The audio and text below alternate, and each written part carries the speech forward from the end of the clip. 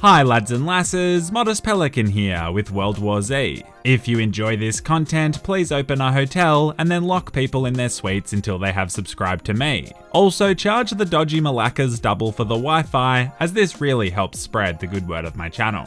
Big thanks to Focus Home Interactive, who reached out to me and asked if I wanted to make a video on their game, and I was like, holy heck yeah. I might not be a good role model for my kids, but I sure am good at killing zombies. Kidding, I don't have kids, don't call child services just yet. But yeah, the new Game of the Year edition is now available on all platforms, and there's a link in the description and top comment if you wanted to check it out yourself. It comes with new missions, weapons, characters, a Russian wife.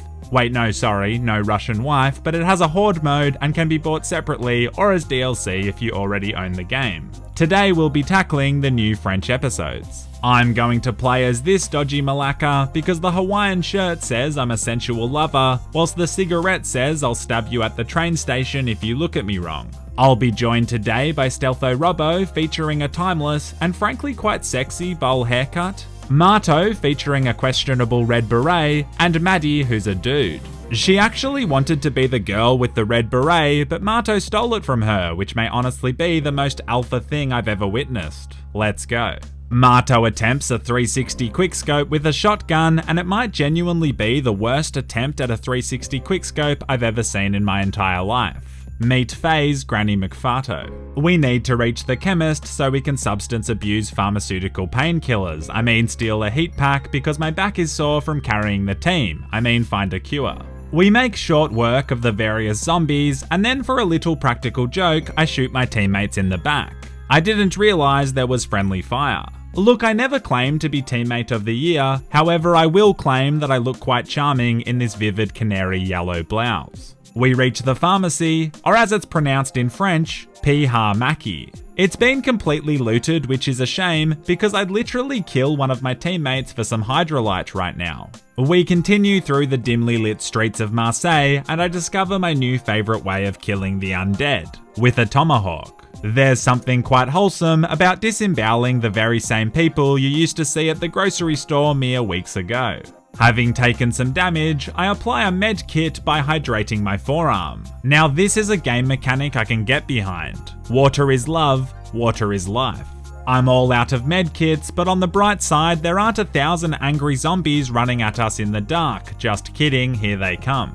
A while ago, we played through the New York missions, and basically there are these moments where you have to bunker down and defend a position. If you can work well as a team, coordinate, be encouraging, and support each other emotionally, you can avoid being overrun.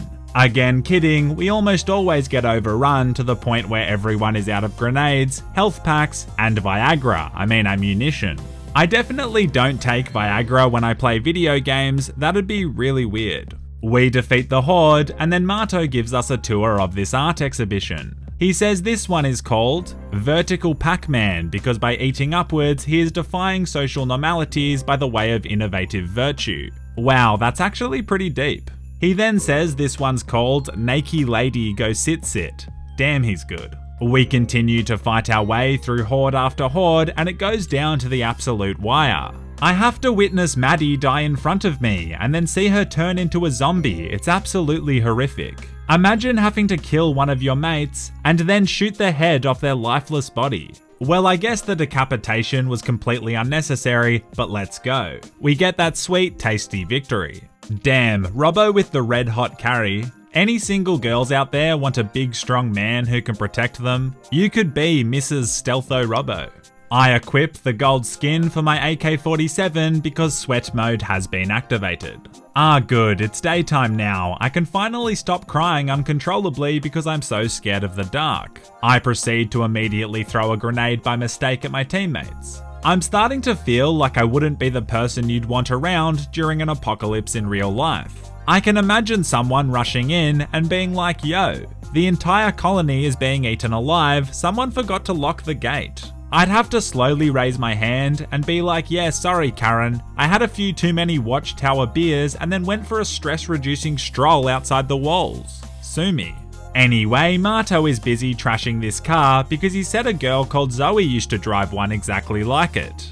Zoe also happens to be the name of his ex-girlfriend, but I'm sure these two things aren't related. We need to make our way to the industrial elevator so we can catch a ride to the missile launcher on top of the mountain. For real though, I genuinely think the worst part of a zombie infestation would be the constant forced jogging.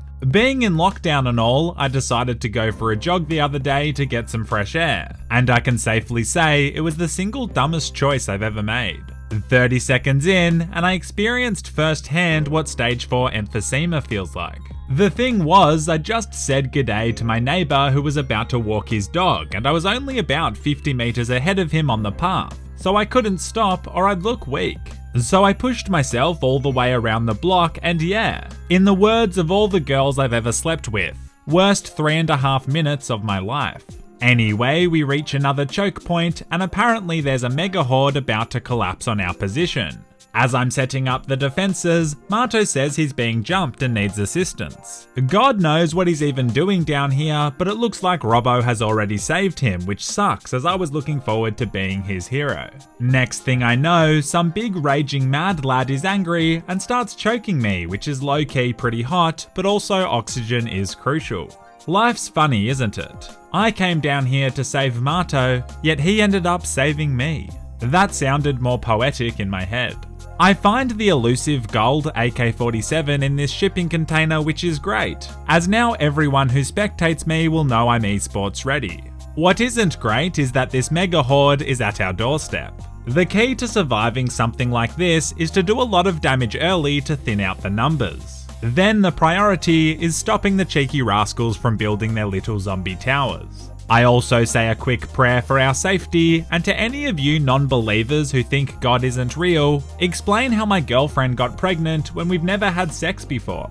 I just love destroying people with facts and logic almost as much as I love destroying these zombies. Unfortunately, they make it up and it starts to get a little touch and go, or as my uncle would say, touch and keep your mouth shut, boy.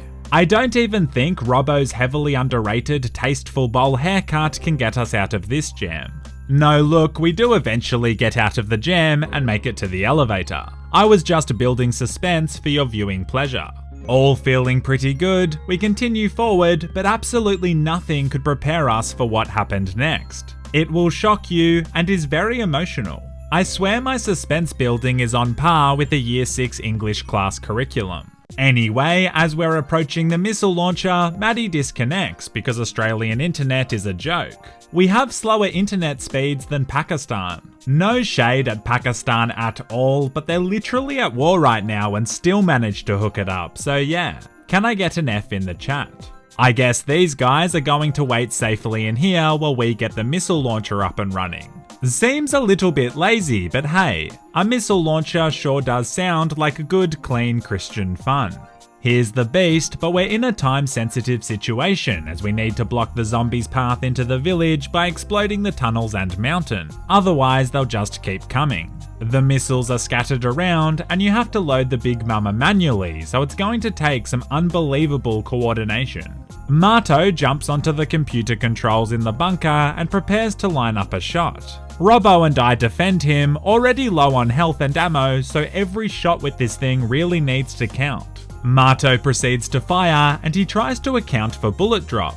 But you see, the thing about missiles is that they're motherfucking missiles. I can just imagine an astronaut being like, "Thank God we joined NASA and are safe up here on this satellite, just kidding, meet Stealtho Marto."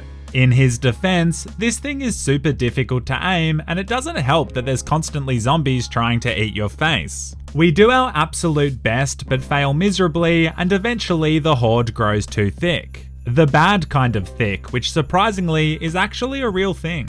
As much as I hate to admit it, we kind of suck without Maddie. She's like the glue that keeps this group together and focused. She's also like the glue that you want to sniff. I mean, what? Let's go round 2.